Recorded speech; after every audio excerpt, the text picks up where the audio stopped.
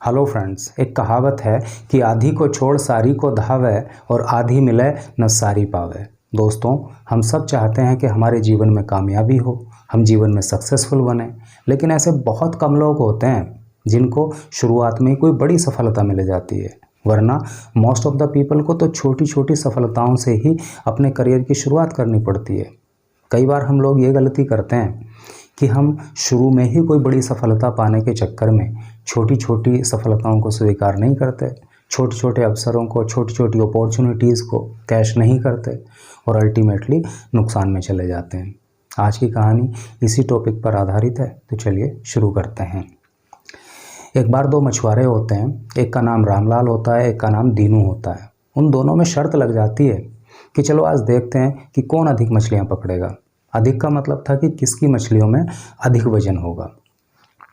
अब रामलाल और दीनू दोनों ही अपने अपने मछली पकड़ने के कांटे उठाते हैं और नदी किनारे पहुंच जाते हैं। वहां पर जाकर वो नदी के अंदर अपने अपने कांटे डालते हैं।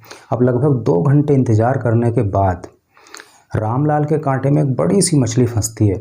रामलाल उस मछली को अब निकालता है कांटे से और अपने पास रख लेता है और कांटे को वापस नदी में डाल देता है ताकि कोई दूसरी मछली फंस सके।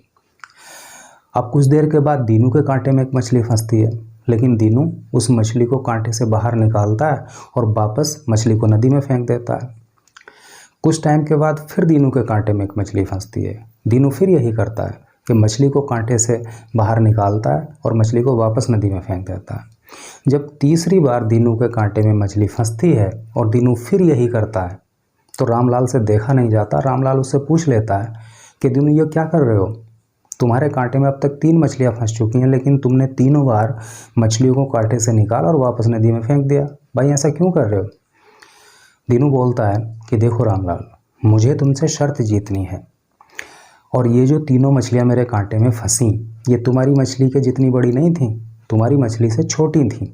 मुझे तुमसे अधिक बड़ी मछली पकड़नी है, इसलिए मैं इन छोटी मछलियों का क्या करूँगा, इसलिए मैं नदी में फेंक दे रहा हूँ। अब शाम होने को आती है। अब शाम होते होते दीनू के कांटे में तो 5 मछलियाँ फंसती हैं और रामलाल के कांटे में सिर्फ एक मछली फंसती है, बड़ी सी मछली। लेकिन दीनू हर बार यही करता है कि मछली को कांटे से बाहर निकालता है और वापस नदी में फेंक देता है। अब शाम हो जाती है, घर जाने का समय होने लगता है। जब वो लोग घर जा रहे होते हैं तो दीनू को बिना किसी मछली के घर लौटना पड़ता है। तब रामलाल उसको बोलता है कि देखो दीनू, अगर तुमने अपनी इन 5 मछलियों को वापस नदी में ना फेंका होता तो इन 5 का वजन कुल मिलाकर मेरी मछली से अधिक हो जाता और तुम शर्त जीत जाते।